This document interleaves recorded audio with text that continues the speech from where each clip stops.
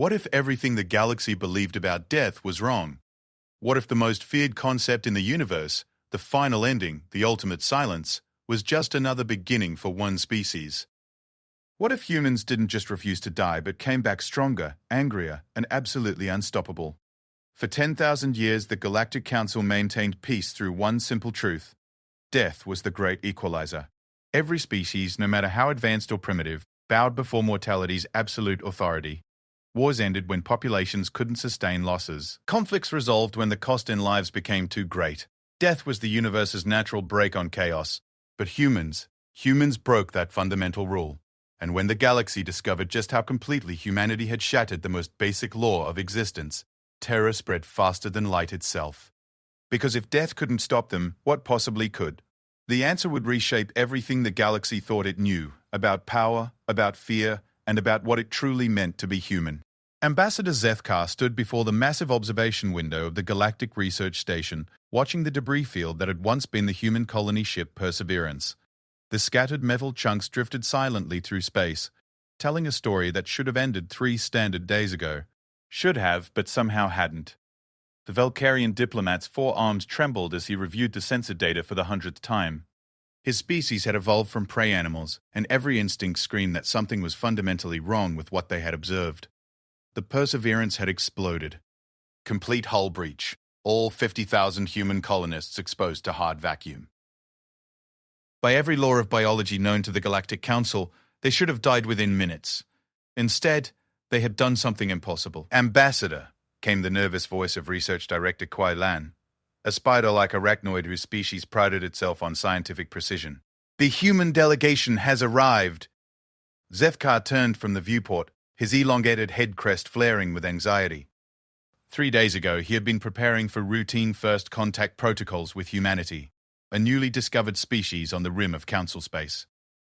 3 days ago, his biggest concern had been whether humans would accept the standard trade agreements. Now, he was staring at a revelation that threatened to upend 10 millennia of galactic civilization. The delegation entering the station's main conference room looked exactly like the humans from the xenobiology reports. Bipedal mammals, roughly 2 meters tall, with their distinctive forward-facing predator eyes and seemingly primitive physiology. 5 of them walked calmly through the airlock, led by a female who introduced herself as Captain Sarah Chen. But Zethkar knew these 5 beings had been dead 3 days ago. "Honored Ambassador," Captain Chen said, her voice carrying an odd warmth that seemed inappropriate given the circumstances. "Thank you for responding so quickly to our distress signal." "Distress signal?" Zethkar's voice cracked slightly. His translator implant struggled with the emotional undertones. "Captain Chen, our sensors clearly recorded the destruction of your vessel. We detected no life signs for over 30 standard hours." The human captain exchanged glances with her companions.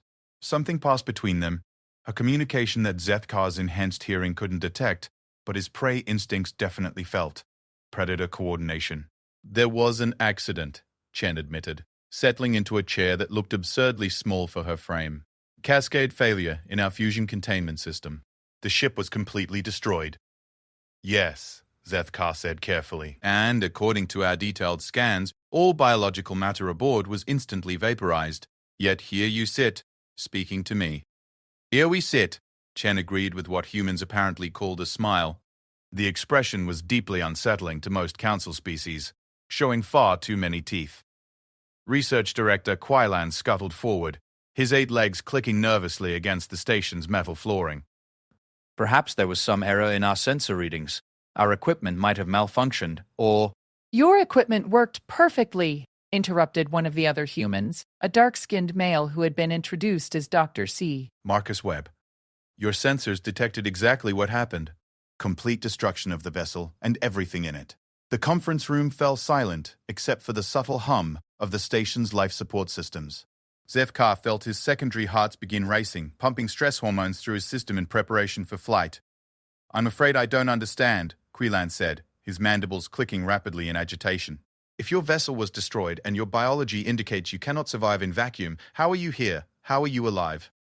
Captain Chen leaned back in her chair, and Zethkar noted how her predator eyes never stopped moving, constantly assessing the room and its occupants. "That's a complicated question, Research Director. The answer depends on what you mean by... Alive. Biological function, Quailan stated firmly. Cellular activity, neural response, respiratory and circulatory systems operating within normal parameters. The basic definition accepted by all council species for the past 10,000 years. All council species, Dr. Webb said quietly, aren't human. Zefkar's crest flared to maximum extension. What precisely are you implying? We're not implying anything, Chen said. We're stating a fact. Humans have a different relationship with death than other species you've encountered. Death is universal, Kielan protested, his scientific training clashing with what he was hearing. It is the one constant across all biological life in the galaxy. When organic systems fail beyond repair, consciousness ceases. This is fundamental law. For you, perhaps. The fifth human, a temporary inconvenience. The temperature in the room seemed to drop several degrees. Zefkar found himself unconsciously backing toward the exit, while Quailan's legs began the subtle positioning dance his species performed before fleeing from predators. You're saying, Zefkar whispered, that humans don't die. Oh, we die, Chen assured him. Trust me, getting vaporized in a fusion explosion is extremely unpleasant. We felt every microsecond of it. Then how? We just don't stay dead. The words hung in the recycled air of the station like a toxin. Zefkar's mind raced through the implications. If humans could survive death, if they could return from complete biological destruction, then every assumption about warfare, about resource competition, about the fundamental nature of existence itself would have to be reconsidered. Webb pulled out a small device that Zefkar didn't recognize. Perhaps a demonstration would help.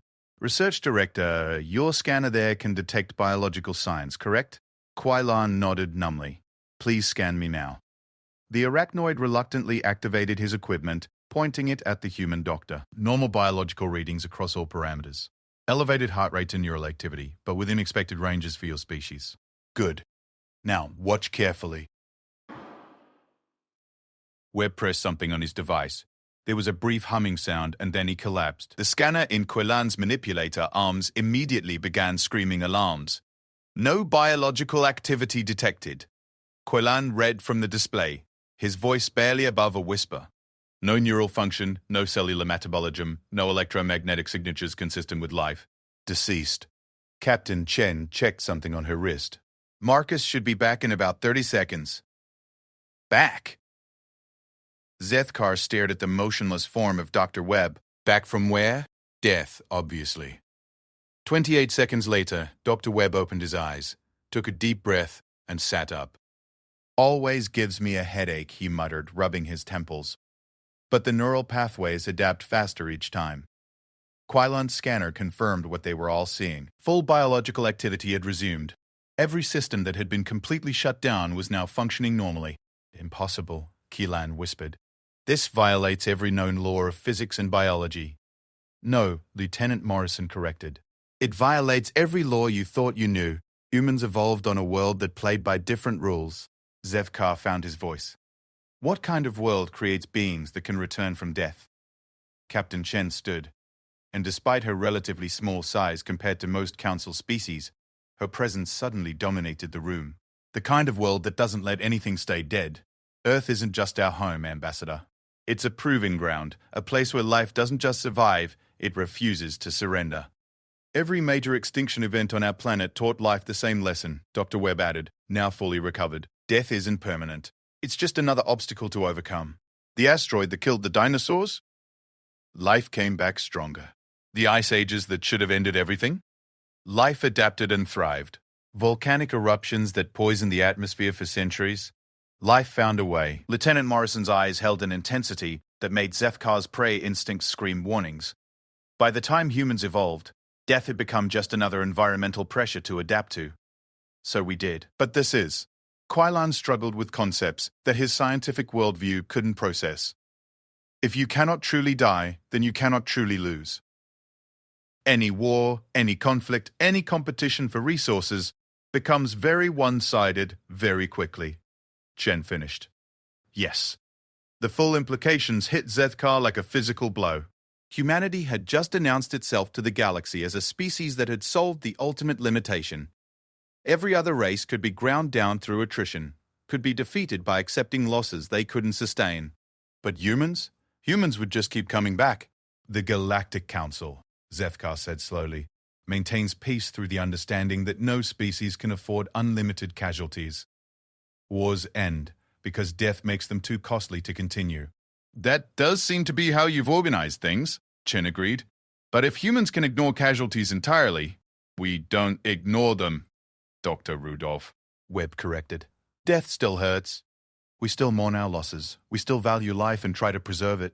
But you don't fear it, Quillan observed. Fear? Morrison looked genuinely puzzled. Why would we fear something temporary? Zethkar felt his world reshaping around him. Captain Chen, I must ask directly, if the Council were to declare war on humanity, what would be the outcome? Chen considered the question seriously. How many Council worlds are there, Ambassador? Approximately 43,000 inhabited systems, with a combined population of roughly 2 trillion beings. And they can all die permanently? Yes, of course they. Zethkar stopped, understanding where this was leading. Then I think you can calculate the eventual outcome yourself. We might lose every battle for the first few hundred years, but we'd learn from each defeat. We'd adapt. We'd improve. And we'd never run out of soldiers. The room fell silent again, but this time the silence felt different. It felt like the moment before a predator strikes, when prey animals suddenly realize they've been surrounded. Of course, Chen continued, humanity has no interest in conquering the galaxy. We're explorers, not conquerors. We came out here to learn, to trade, to make friends. But, Morrison added quietly, we also came out here to make sure the galaxy understands what we are. Better to have these conversations now, while we're all friends. Zethkar's diplomatic training finally kicked in, overriding his panic responses. What exactly is humanity proposing? Partnership, Chen said simply. Humans offer something no other species can. We're the ultimate insurance policy. Hire human soldiers and you never have to worry about losing them permanently. Contract with human colonies and you know they'll never be completely destroyed by disaster or war. Trade with human merchants and you're dealing with people who can literally afford to take risks others can't. And in return, access to your technology, your knowledge, your cultures. The same things any species wants from galactic civilization. Dr. Big. Webb leaned forward. Consider the benefits, Ambassador. Disease research conducted by scientists who can safely expose themselves to any pathogen. Dangerous industrial work performed by people who don't have to fear workplace fatalities. Exploration of hostile environments by individuals who can survive conditions that would kill anyone else.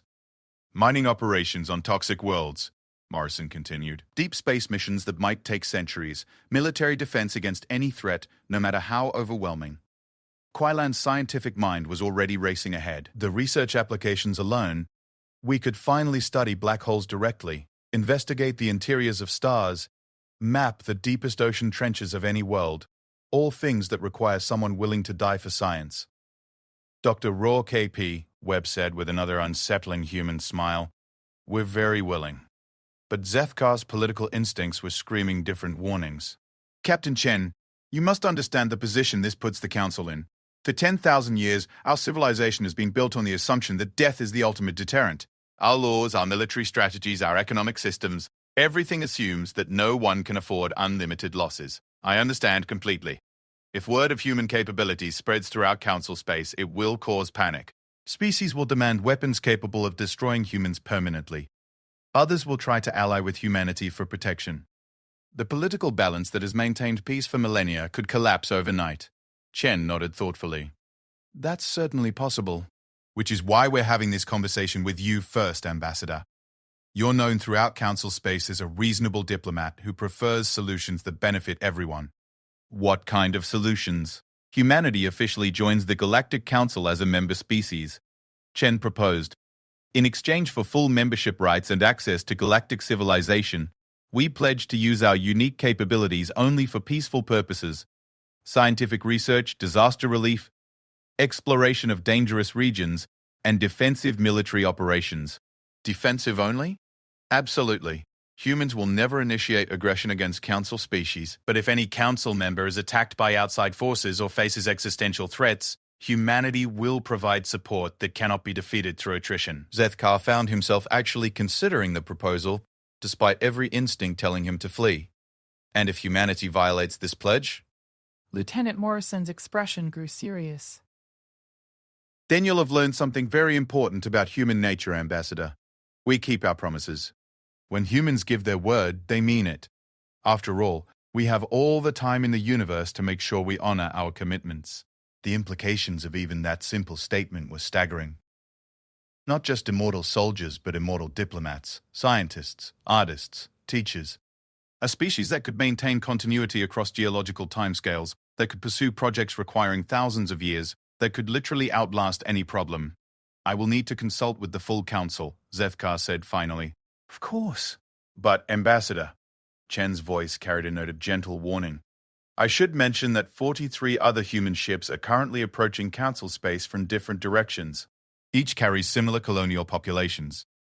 All of them have standing orders to demonstrate human capabilities to whatever council representatives they encounter. You're threatening us? Not at all. We're informing you. The galaxy is going to learn about humanity whether this conversation goes well or not. The only question is whether that introduction happens through diplomatic channels or through probe. Other means. Zethkar understood. Humanity wasn't asking for permission to exist in the galaxy. They were offering the council a choice: negotiate from a position of mutual respect, or try to deal with an immortal species that had no reason to fear council retaliation. Captain Chen, I will transmit your proposal to the council chambers immediately. How long can you wait for a response? Chen looked at her companions, and again that silent communication passed between them. Time isn't really a limiting factor for us, Ambassador. We can wait as long as necessary. And if the council refuses, then we'll be disappointed, Dr. Webb said.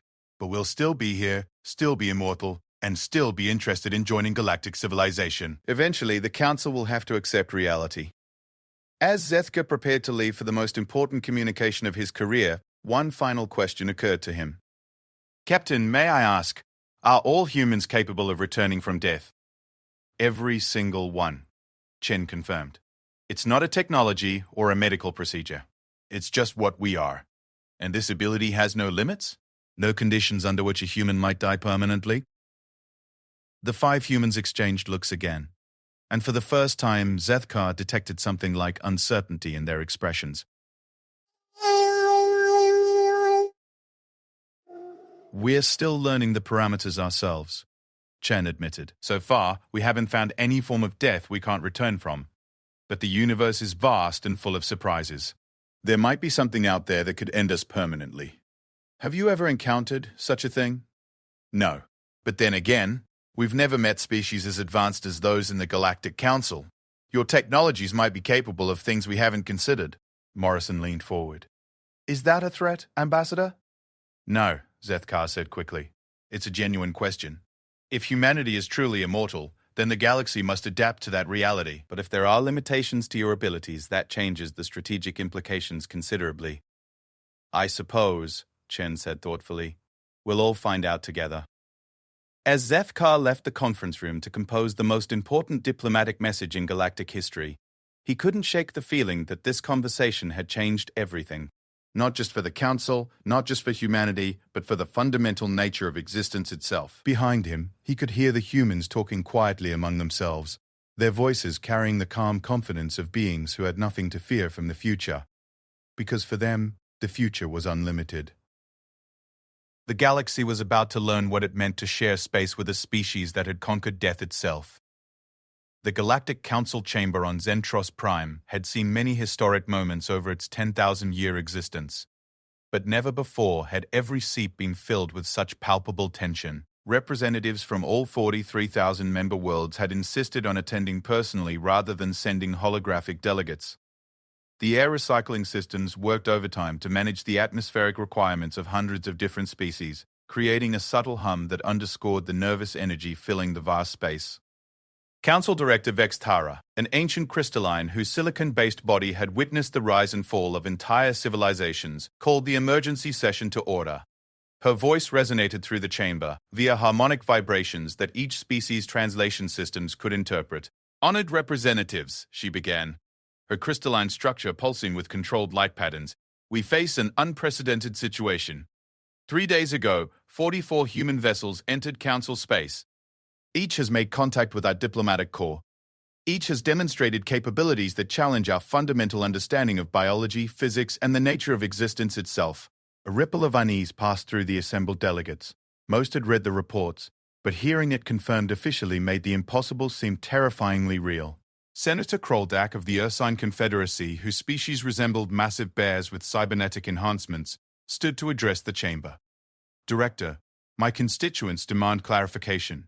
These reports claim humans can return from death. Surely this is some form of technology we can understand and counter.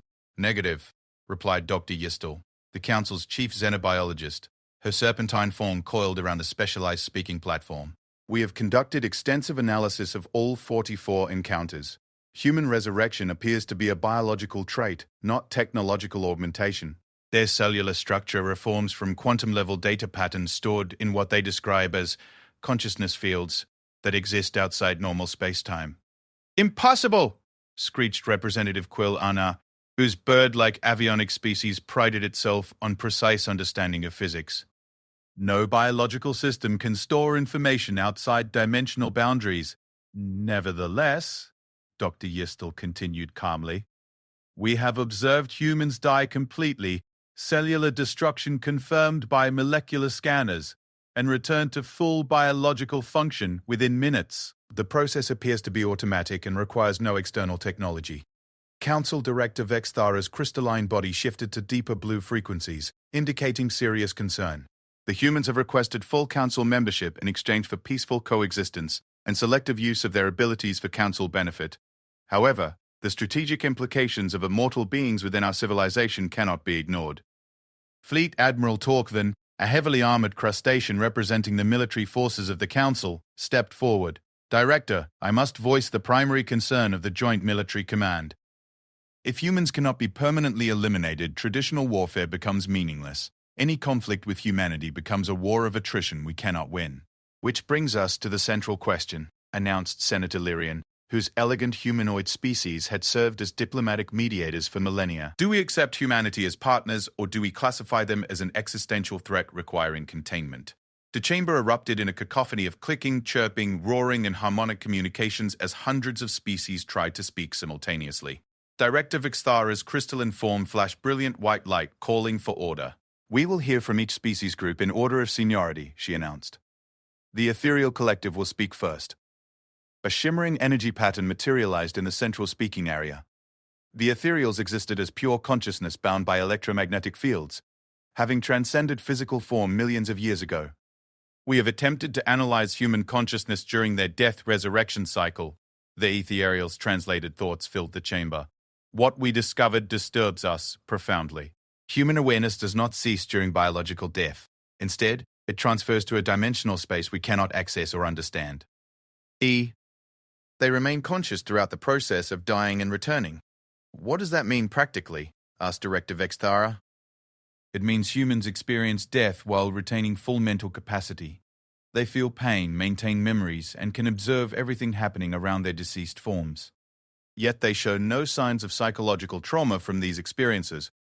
This suggests either complete adaptation to mortality transcendence or psychological structures fundamentally different from any known species. The implication sent another wave of unease through the chamber. To most species, death was fearsome, precisely because it meant the end of consciousness. If humans experienced death while remaining aware yet felt no fear of the process, what did that say about their psychological makeup? Representative Quilana flapped her wings agitatedly. The Avionic Republic demands answers about human limitations. Can they be destroyed permanently? Are there weapons or techniques that might work against their resurrection ability? Fleet Admiral Torquevin's heavy claws clicked against the speaking platform as he accessed his tactical displays. My staff has analyzed all available data. We have identified several theoretical approaches that might prevent human resurrection. The chamber fell silent as every delegate focused on the military commander. First, complete atomic dispersal across interstellar distances. If human consciousness requires some connection to their original matter, scattering that matter across light years might prevent reforming. Second, gravitational crushing within black hole event horizons. The extreme space-time distortion might disrupt whatever dimensional connection allows their resurrection. Third, quantum-level dissolution using our most advanced disintegration weapons. If we can destroy the fundamental particles themselves rather than just cellular structures, resurrection might become impossible. And fourth, Torkoven's voice carried grim determination. Temporal manipulation. If we can alter the timeline to prevent humans from evolving their resurrection capability in the first place. Dr. Yistal's serpentine form coiled tighter around her platform. Admiral, those approaches would require weapons capable of destroying entire star systems, technology we currently reserve for extinction-level threats, or time manipulation powers that violate Council law. The alternative, Torkoven rumbled, may be eventual human domination of the galaxy. If they can outlast any opponent and learn from every defeat, what prevents them from slowly conquering everything? Senator Lyrian rose gracefully from her seat. Perhaps we should ask the humans themselves. I propose we invite their delegation to address this chamber directly. Absolutely not, roared Senator Kroldak. We cannot appear weak by negotiating under duress. With respect, Lyrian replied coolly, we are already negotiating under duress. 40. 4 human ships are currently positioned throughout Council space. Each contains thousands of immortal beings. Whether we invite them here or not, they are already in a position to influence our decision. Director Vexthara's crystalline structure pulsed thoughtfully. The Council recognizes Delegate Lyrian's point. However, before we extend any invitation, we must understand the scope of human presence in our territory. Admiral Torkoven, what is our current tactical assessment? The military commander's exoskeleton shifted as he accessed real-time intelligence feeds. The situation has evolved significantly in the past 3 days, Director. Initial scans suggested 44 ships. Current count indicates 44,000 vessels spread across 7 sectors of Council space. The chamber erupted in chaos. Delegates leapt from their seats, emergency communications activated, and several species began broadcasting distress signals to their home worlds. Order! Director Vexthara's light display reached blinding intensity. Admiral! Explain this discrepancy immediately. Each original vessel appears to have been carrying manufacturing equipment and raw materials. The humans have been constructing additional ships and cloning populations to staff them. Conservative estimates suggest current human population in Council space has reached 2 billion individuals. Representative Quilana's voice climbed to a screech. 2 billion immortal invaders in 3 days? They're reproducing faster than any known biological system. Not reproducing, Dr. Yistal corrected grimly.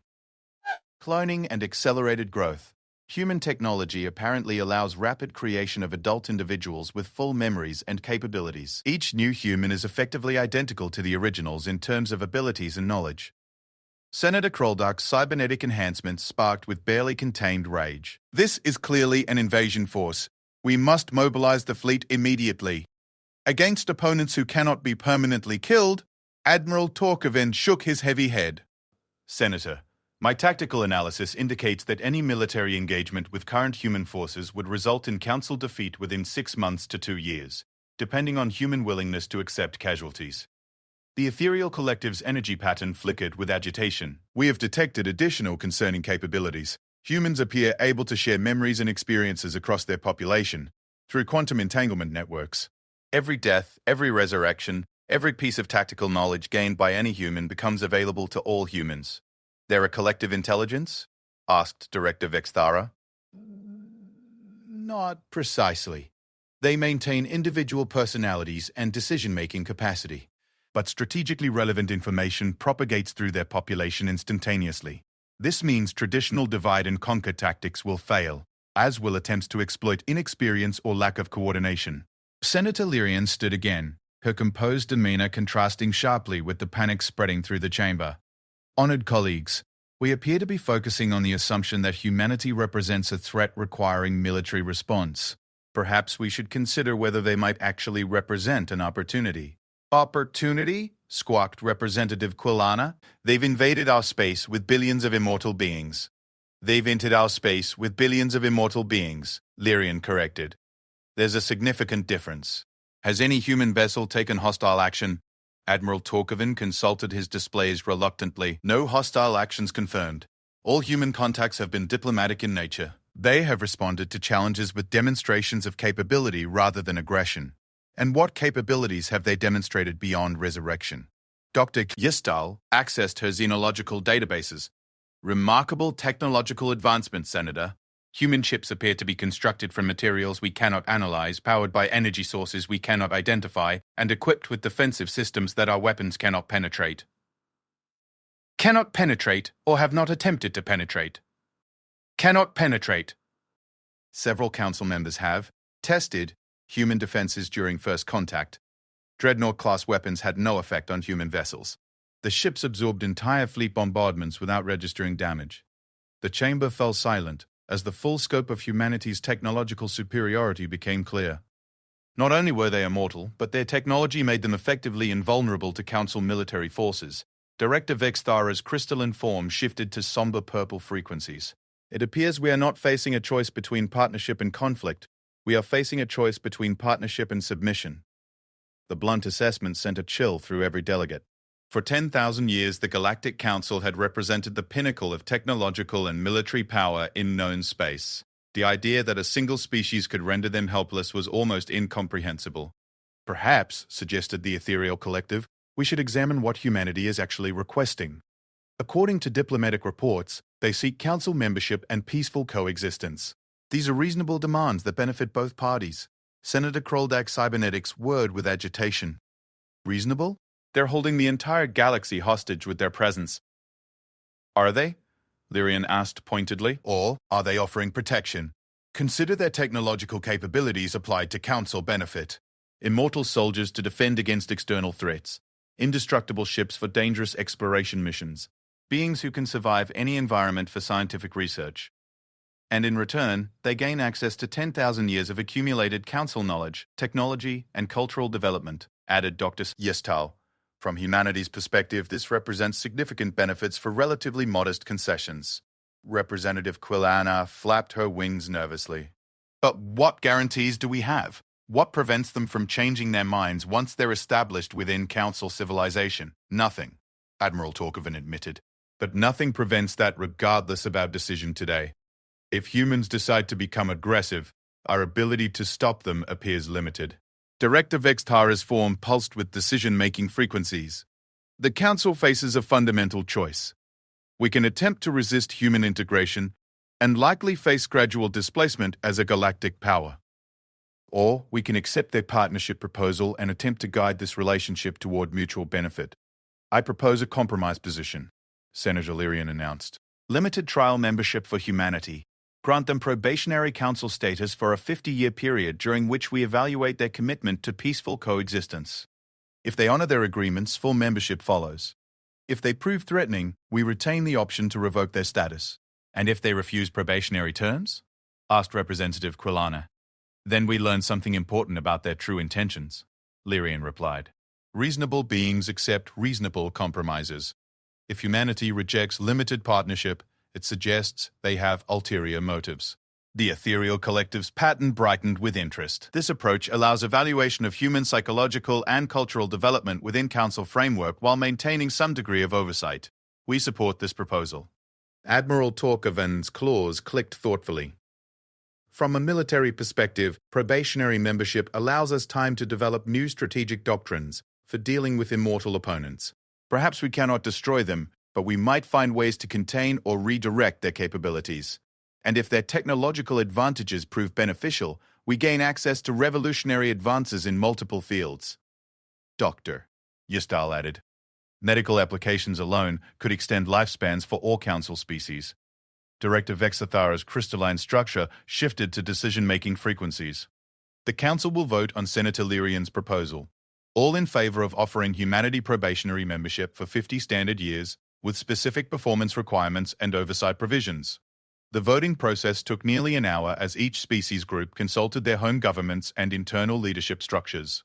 When the final tallies appeared on the central display, the result was decisive. 73% in favor, 19% opposed, 8% abstaining. The motion carries, Director Vexthara announced. Admiral Torkovan, prepare formal terms for probationary membership. Dr. Yestal, draft scientific cooperation protocols. Senator Lyrian, you will chair the Human Integration Committee. Director, Lyrian asked, shall we invite the human delegation to present their response to our offer? Unnecessary, came a familiar voice from the chamber's entrance. Every delegate turned to see Captain Sarah Chen walking calmly into the council chamber, followed by her 4 companions. No one had authorized their entry. No security protocols had been triggered. They had simply appeared, as if walking through the most secure facility in the galaxy presented no obstacles whatsoever. "We've been monitoring your deliberations," Chen announced, her voice carrying easily through the vast space. "Quite interesting discussions about our capabilities and intentions." Director Vextara's crystalline form flashed warning colors. "This chamber is restricted to council members and authorized delegates." "Yes, Dr. Rimzadon," Webb agreed pleasantly. "Very secure." Impressive force fields, quantum encryption on all communication systems, and guards from 12 different species trained to stop any known infiltration technique. Lieutenant Morrison smiled that unsettling human expression. Unfortunately, none of those precautions account for beings who can temporarily disperse into quantum consciousness and reform on the other side of barriers.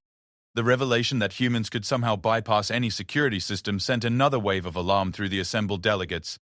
"How long have you been listening?" Admiral Torkovan demanded. "Since the beginning," Chen replied. "We wanted to understand how the Council approaches complex problems." "Your deliberation process is quite thorough and reasonably fair." "And your response to our probationary membership offer?" asked Senator Lyrian. Chen looked at her companions, and that silent communication passed between them again. "We appreciate the Council's caution and understand the desire for gradual integration. 50 years of probationary status is acceptable, provided the terms are genuinely fair and not designed to constrain our capabilities through bureaucratic manipulation." Director Vexthara's frequencies shifted to negotiation patterns. "What specific concerns does humanity have regarding probationary terms?"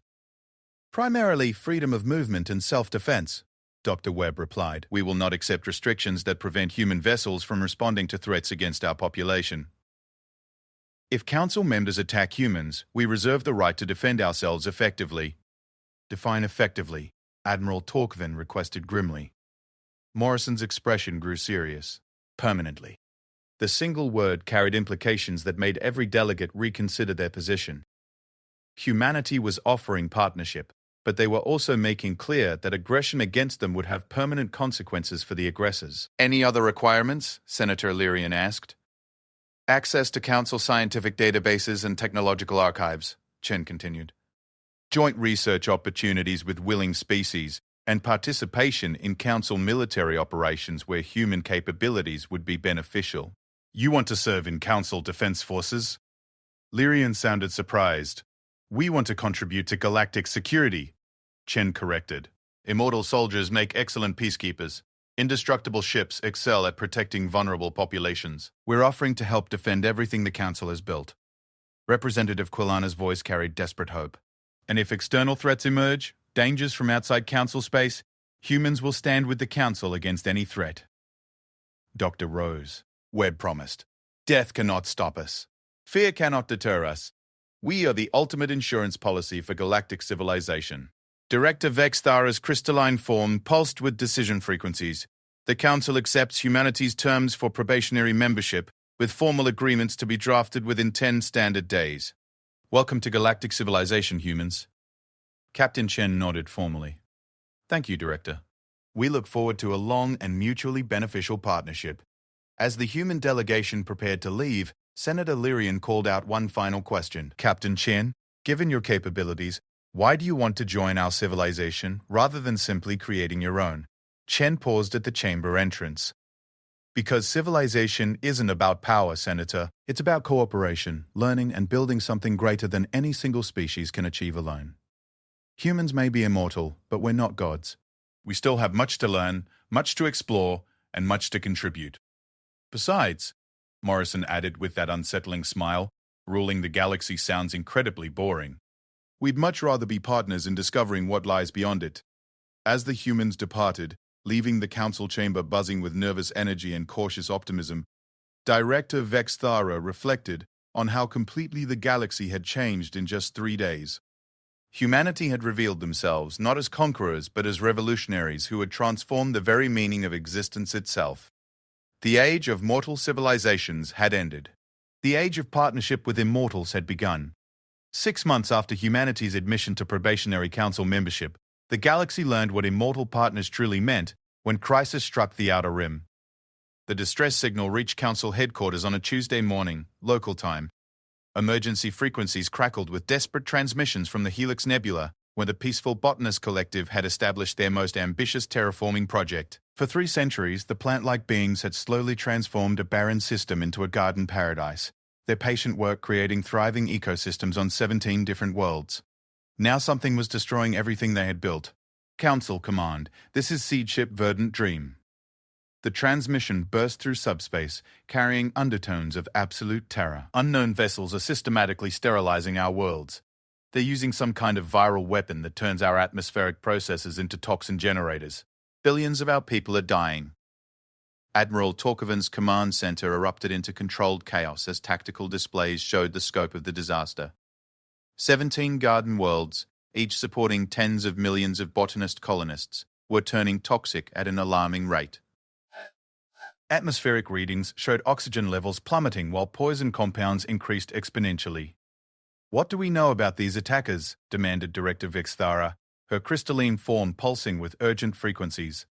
"Preliminary scans suggest vessels of unknown configuration," reported Intelligence Chief Quiliana, her wing membrane spread wide over multiple display screens.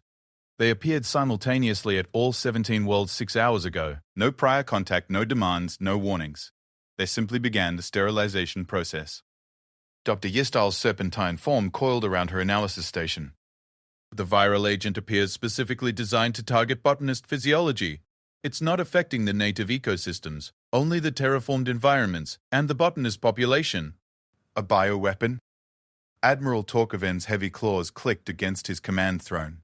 "That suggests either detailed knowledge of botanist biology or previous contact." The implications were chilling. For the first time in Council history, an external force had launched what appeared to be a genocide campaign against a member species. "Fleet response time to the Helix Nebula?" Director Vexthara queried. "Minimum 18 days for our fastest ships," Admiral Torkoven replied grimly. 28 days for a full battle fleet. Given the rate of atmospheric degradation, the botanist population will be completely extinct before we arrive. The command center fell silent except for the continuing distress calls from the dying worlds. Every species in the galaxy had faced extinction threats before, but the Council's protection had always provided hope for survival. Now, for the first time, that protection was proving inadequate. "Admiral," came a new voice from the communication station. "Incoming transmission from human vessels in Sector 7. Put it through." Captain Sarah Chen's image materialized in the center of the command display, her background showing the bridge of a human ship moving at speeds that made the tactical computers register impossible readings. "Council Command, this is Captain Chen aboard the HMS Persistence. We've monitored the botanist distress calls and are moving to provide assistance." "Captain, the Helix Nebula is 16 days away at maximum warp," Admiral Torkven protested. "Even your advanced ships cannot." "We'll arrive in 4 hours," Chen interrupted calmly. "Human ships don't use warp drive, Admiral. We use dimensional folding. Reality moves around us rather than us moving through reality." Dr. Yistal's scientific training overcame her shock. "That's impossible. Dimensional folding requires energy levels equivalent to stellar output. Only if you're trying to maintain physical integrity during the transition." Dr. Webb's voice joined the communication. "Humans can temporarily discorporate and reform at the destination. Much more energy efficient." The revelation that humans could somehow teleport across interstellar distances added another layer to their already incomprehensible capabilities. But Director Vexthara focused on more immediate concerns. "Captain Chen, what do you know about these attackers?"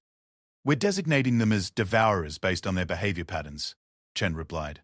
"Unknown species, highly aggressive, equipped with weapons specifically designed to eliminate other life forms. This appears to be their standard operating procedure." "You've encountered them before?" "Negative. But we've analyzed their attack patterns and weapon signatures. This isn't random violence, Director. It's systematic extermination carried out by beings who've done this many times before." Admiral Torken leaned forward in his command throne. "Captain, what are human intentions regarding this situation?" "We're going to save every botanist we can and eliminate the threat to Council space," Chen replied matter-of-factly. "Isn't that what partners do? Against an unknown enemy with clearly superior technology." Intelligence Chief Quilana's voice carried obvious concern. "Captain, this could be a suicide mission." Dr. Webb's laughter came through the communication system, a sound that somehow managed to be both reassuring and deeply unsettling. Chief Quill Anna, with respect, suicide missions are just Tuesday for immortal species. The human ship's image on the tactical display suddenly vanished, leaving only empty space where moments before it had been traveling at impossible speeds. They're gone, reported the sensor technician, a nervous arachnoid whose 8 arms danced across multiple control surfaces. No debris, no energy signature. Complete disappearance. Dimensional folding, Doctor, Yistel whispered, her scientific worldview struggling to process what she had witnessed. They actually folded space-time and stepped through. 4 hours later, as promised, human vessels materialized throughout the Helix Nebula. Not just one ship, but hundreds, appearing simultaneously in orbit around each threatened world. The tactical displays showed formations that defied conventional understanding of space combat, with human ships positioned in geometrically impossible arrangements. Council Command, this is Captain Chen. Beginning evacuation operations now. What followed challenged every assumption the Council held about rescue operations. Human ships didn't use transporters or shuttlecraft to evacuate endangered populations. Instead, human personnel simply appeared on the surface of each world, began gathering botanist civilians, and disappeared again, reappearing aboard the rescue vessels. They're teleporting entire populations, Admiral Torkven observed in amazement. Millions of beings moved to safety in minutes, but the Devourers weren't passive observers. As human rescue operations commenced, the attacking vessels began targeting the evacuation efforts. Energy weapons of unknown design lashed out at human ships, weapons that had proven capable of cracking planetary crusts and boiling away atmospheres. The weapons had no effect whatsoever. Human vessels absorbed bombardments that should have vaporized them, their hulls showing no damage despite being struck by forces equivalent to stellar flares. More disturbingly, when Devourer weapons managed to target human personnel on the planetary surfaces, the deaths were only temporary inconveniences. I'm watching a human rescue team get completely disintegrated by an antimatter beam, reported the sensor technician in a voice filled with awe. They're reforming 3 meters away and continuing their mission. Doctor, Yistel's serpentine form trembled with scientific excitement and existential dread. They're not just immune to their own deaths. They're immune to weapons that could destroy entire fleets. The evacuation continued with ruthless efficiency. Within 6 hours, every living botanist in the Helix Nebula had been relocated to human ships. But Captain Chen wasn't finished. Council Command, civilian evacuation complete. Beginning offensive operations against the Devourer fleet. Captain, Director Vexthara's crystalline form pulsed with concern frequencies. We still don't know their capabilities. Perhaps diplomatic contact should be attempted first. Already tried, came Lieutenant Morrison's voice over the channel. Devourers don't communicate. They don't negotiate. They just consume and destroy. We've been monitoring their activities for the past hour. This is their nature. What happened next became known throughout the galaxy as the Helix demonstration. Human ships didn't engage in traditional space combat with energy weapons or missile exchanges. Instead, they simply moved through the Devourer fleet like ghosts passing through walls. Are they phasing? Admiral Torkovan demanded of his sensors team. Negative, Admiral. Human vessels are solid and present, but they're somehow occupying the same space as enemy ships without collision effects. Dr. Webb's voice provided explanation that made no scientific sense. Dimensional displacement. We're existing in slightly offset reality layers. Devourer weapons and ships can't affect us because we're technically not in the same universe. The Devourer response was swift and desperate. The attacking vessels began firing weapons that Council sensors couldn't even classify. Energy forms that seemed to tear holes in space-time itself. Reality warped around the weapons' impacts, creating gravitational anomalies and temporal distortions. None of it touched the human ships. They're trying everything, Morrison reported with professional interest. Quantum disruption fields, dimensional anchors, probability manipulation. Quite creative, actually. Are any of their weapons effective? Asked Dr. Yistel. They managed to kill me twice in the last 5 minutes, Dr. Webb replied cheerfully. But I got better. Always do. The one-sided battle continued for another hour, with Devourer vessels growing increasingly frantic in their attacks. They tried ramming human ships, only to pass harmlessly through them. They attempted to create black holes to trap the human fleet, but the holes simply closed as human ships moved through them, as if they were ordinary space. Finally, the human fleet stopped playing defense and went on offense. Watch and learn, Captain Chen announced to Council Command. This is how immortal species deal with extinction threats. Human ships began moving through the Devourer fleet with purpose, and wherever they passed, enemy vessels simply ceased to exist. Not exploding, not being destroyed, just vanishing from reality as if they had never been built. "What kind of weapon is that?" Admiral Torquevin demanded. "Entropy induction," Morrison explained casually. "We're accelerating the natural decay of their molecular structures by about 10 billion years. From the universe's perspective, those ships have simply reached the end of their natural existence." Within 30 minutes, over 200 Devourer vessels had been removed from existence. The remaining enemy fleet attempted to flee, but human ships followed them through whatever dimensional exit they tried to use. "Council Command, this is Captain Chen. Threat eliminated. No Devourer vessels escaped to threaten other systems." The communication channel fell silent for several minutes as the implications sank in. Humanity had just demonstrated military capabilities that made them not just immortal, but omnipotent from the perspective of conventional warfare. "Captain, Director Vexthara finally managed. Your assistance has saved an entire species. The Council is grateful. Just doing our job, Director. Although we do have one request. Anything humanity requires. We'd like to study the botanist terraforming techniques. Our analysis suggests combining their biological mastery with human dimensional technology could revolutionize galactic agriculture." Admiral Torquevin's claws clicked nervously. "Captain, about your military capabilities, the weapons you used against the Devourers, what about them? Are there any limitations, any threats that might challenge human forces?" The pause before Chen's response seemed to stretch forever. "Admiral, we've never found any conventional force that poses a genuine threat to human military capabilities. But the universe is vast and ancient. Somewhere out there, something exists that could challenge us. We just haven't met it yet. And until you do? Until we do, the galaxy is under human protection. Whether Council species want it or not." The subtle warning in Chen's words was unmistakable.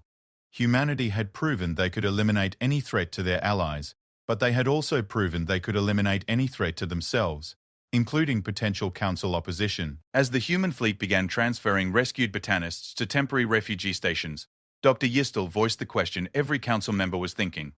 "Captain Chen, this level of technological and military superiority, why do you still want partnership with the Council? You could rule the galaxy without opposition." Dr. Yistal. Chen's voice carried genuine warmth. "Power isn't about what you can destroy. It's about what you can protect. What you can build, what you can preserve. Humans have the ability to safeguard galactic civilization, but we need that civilization to exist first. And if the Council ever became a threat to humanity?" The pause was much shorter this time. "Then the Council would discover that our defensive capabilities are actually quite modest compared to what we can do when we stop being peaceful." As human vessels disappeared back into dimensional space, leaving behind a rescued population and the complete absence of their attackers, the galaxy struggled to understand its new reality. Humanity hadn't just saved the Botanist Collective. They had demonstrated that the universe now had gods walking among mortals. The only question remaining was whether those gods would remain benevolent or whether the Council would eventually do something to test the limits of human patience. In the Helix Nebula, where 17 dead worlds had been restored to thriving ecosystems through human intervention in just 2 days, the answer seemed clear. Humanity didn't want to rule the galaxy. They wanted to perfect it. Whether the galaxy wanted to be perfected or not had become irrelevant, because beings who could rewrite the fundamental laws of physics on a whim didn't actually need permission for anything. They were simply polite enough to ask. 2 years into humanity's probationary council membership, the galaxy had transformed beyond recognition. What began as cautious partnership had evolved into something approaching worship, and that terrified Director Vexthara more than any external threat ever had. The crystalline director stood in her private observation chamber, watching the morning news feeds from across council space. Every channel carried stories of human achievements, human interventions, human solutions to problems that had plagued galactic civilization for millennia. Agricultural yields across 3,000 worlds had increased by 400% thanks to human-enhanced terraforming techniques. Disease outbreaks that would have claimed millions of lives were now contained within hours by human medical teams who could survive exposure to any pathogen. Pirates and raiders had completely disappeared from major trade routes, apparently deciding that attacking vessels protected by immortal defenders was poor risk management. The benefits were undeniable, but they came with a price that few species seemed willing to acknowledge. "Director," came the voice of her aide, a young avionic named Kesseltray whose species had once prided itself on technological innovation. The human liaison team has arrived for today's planning session. Vexthara shifted her crystalline structure to neutral frequencies. The planning sessions had become daily affairs, with human representatives offering solutions to every problem the Council faced. Solutions that worked perfectly, solutions that Council species couldn't have developed independently, solutions that made every member world increasingly dependent on human capabilities. Captain Sarah Chen entered the observation chamber, accompanied by her usual team, but their number had grown. What began as 5 humans had expanded to dozens of specialists, each offering expertise in fields where their immortal nature provided overwhelming advantages. Dr. Webb had become the galaxy's premier xenobiologist, since he could safely expose himself to any life form. Morrison now led the most successful exploration teams in Council history, fearlessly mapping regions of space that killed normal survey crews. "Good morning, Director," Chen said, her tone carrying the warm friendliness that made human interactions so disarming. "I hope you've reviewed our proposals for the Outer Rim Development Project."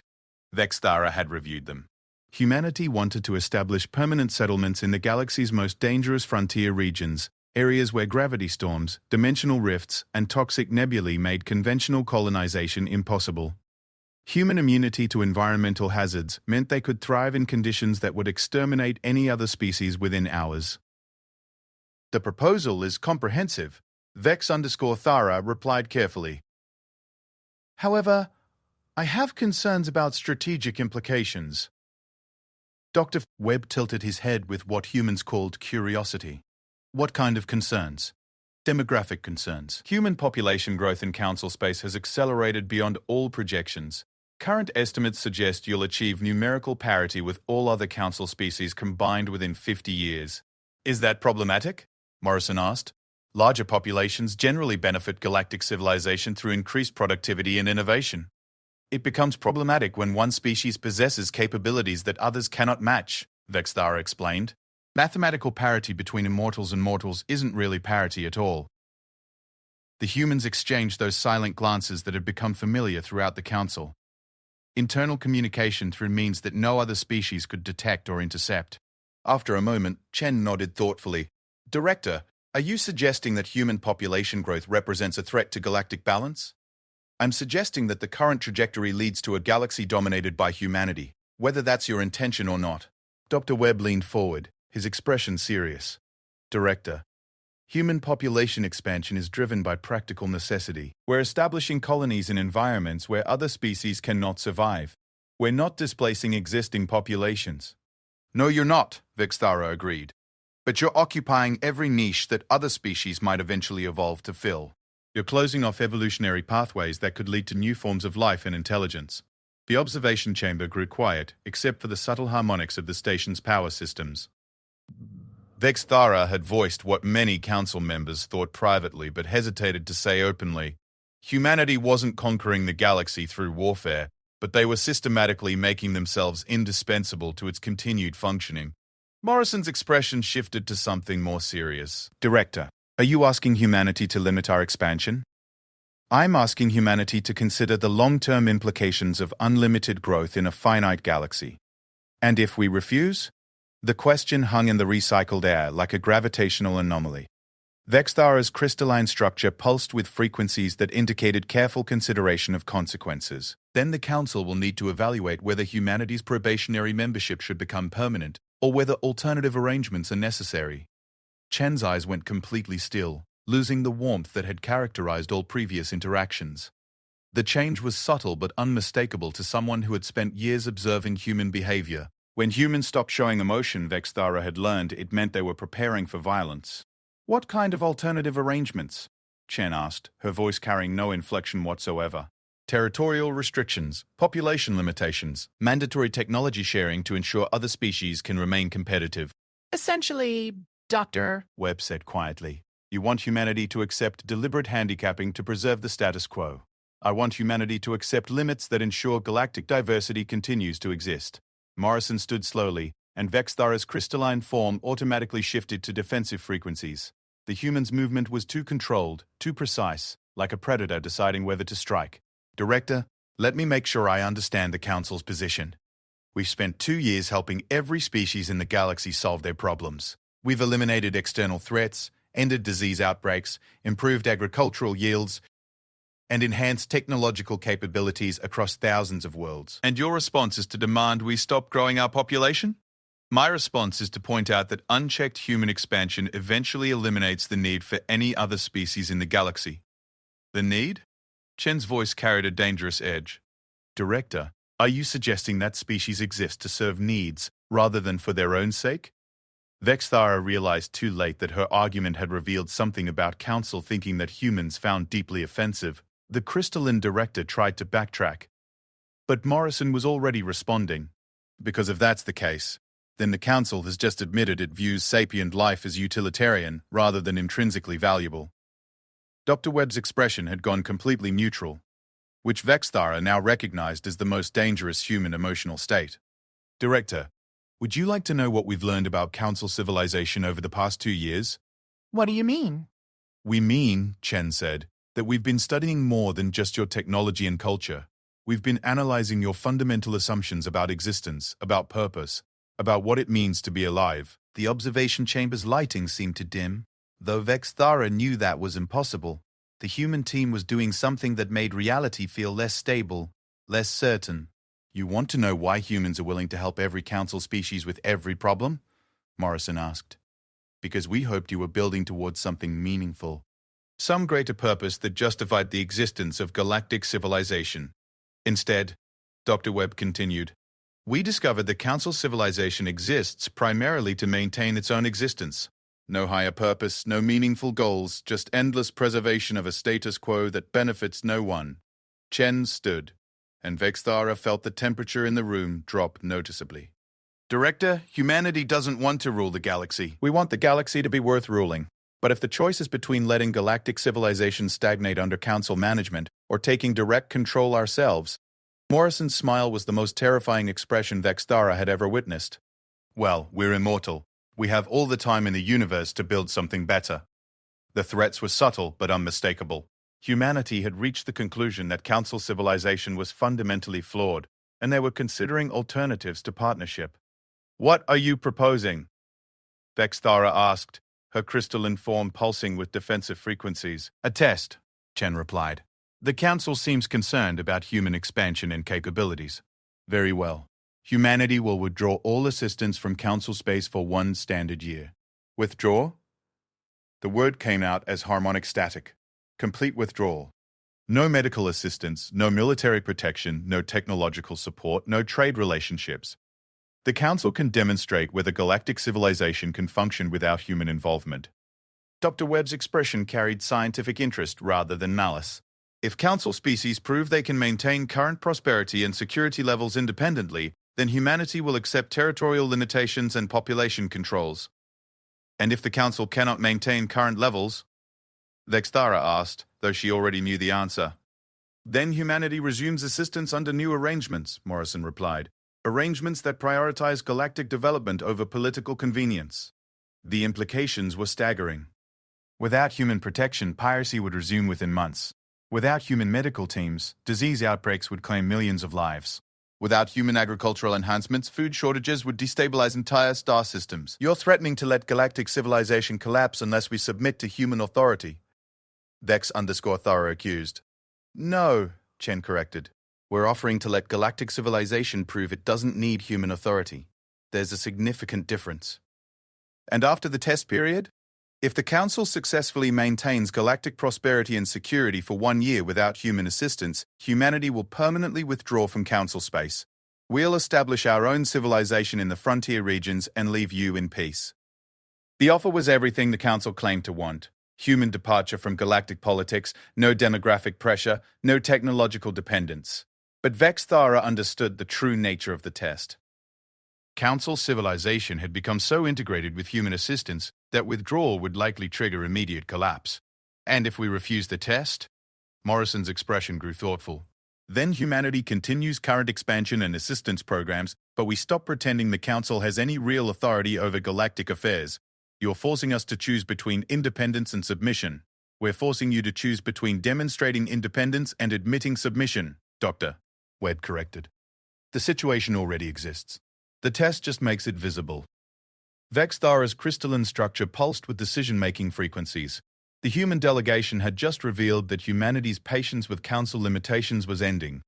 Either the council proved it could function without human support, or humanity would stop asking permission for anything. How long do we have to decide? 24 hours, Chen replied. After that, we begin withdrawal preparations, regardless of council response. As the human delegation prepared to leave, Vexthara voiced one final question. Captain Chen, what happens to the galaxy if both options fail? If the council collapses during the test period but refuses human authority afterward? Chen paused at the chamber entrance. Then humanity does what we've always done, Director. We adapt to circumstances and find ways to preserve what we value. Even if that means governing without consent? Consent is a luxury for beings who have alternatives, Morrison replied. Immortal species don't really need permission from anyone. After the humans departed, Vexthara stood alone in her observation chamber, watching news feeds that showed a galaxy functioning smoothly under human guidance. Every crisis resolved, every problem solved, every threat eliminated by beings who couldn't be stopped by any force in known space. The choice before the council wasn't really between independence and submission. It was between admitting their dependence or pretending they still had options, because the truth that no one wanted to acknowledge was that humanity had already become indispensable. The test would merely prove what everyone already knew. Without human intervention, galactic civilization would collapse within months. And once that collapse occurred, humanity would rebuild everything according to their own vision of what the galaxy should become. The age of council authority was ending. The age of human governance was about to begin. Whether the galaxy chose it willingly, or had it imposed through necessity, Vex_Thara began composing the most important communication in galactic history, knowing that her next words would determine whether the transition happened peacefully or through the chaos of civilization or collapse. Either way, the outcome was inevitable. Humanity had made that clear. Now the council had to decide how dignified they wanted their surrender to be. 1 year later, Director Vexthara stood in what had once been the Galactic Council chamber, watching the final session of an institution that had governed space for 10 millennia. The chamber looked the same, but everything fundamental about its purpose had changed forever. The test had lasted exactly 4 months. Within the first 30 days of human withdrawal, pirate attacks on trade routes had resumed with devastating effectiveness. 3 major shipping companies had declared bankruptcy after losing entire fleets to raiders who struck without fear of immortal retaliation. Food shortages appeared on 17 worlds where agricultural production had become dependent on human-enhanced soil treatment. By day 60, a plague outbreak on the industrial world of Mechanes 7 had claimed over 3 million lives before local medical authorities finally contained it.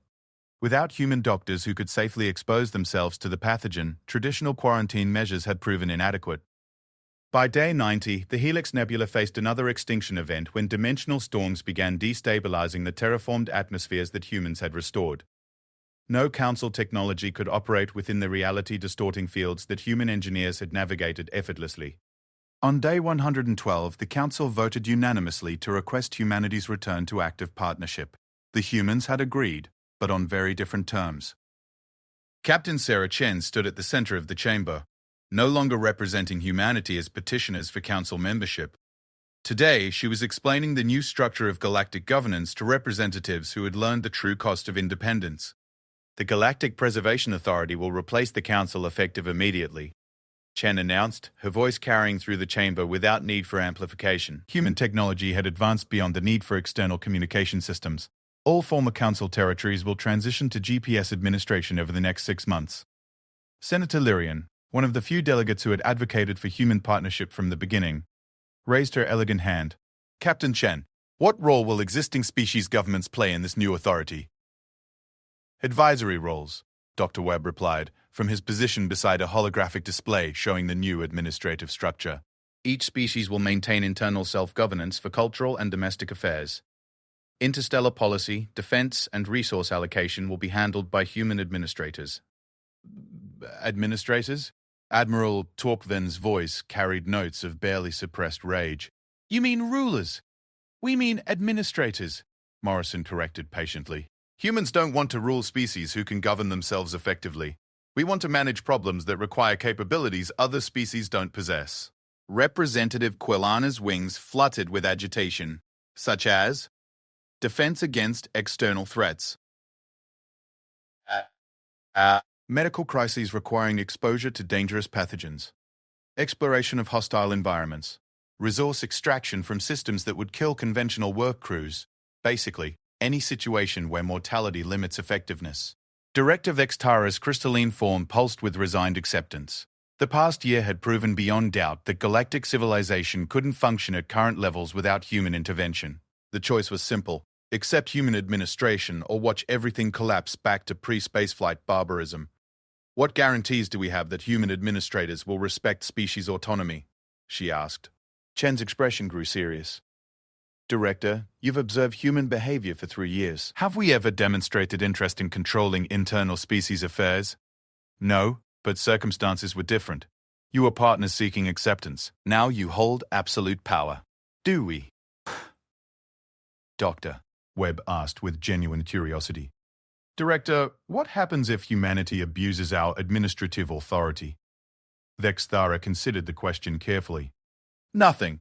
No force in the galaxy can challenge human capabilities. Exactly. Which means we have no external incentives to behave responsibly.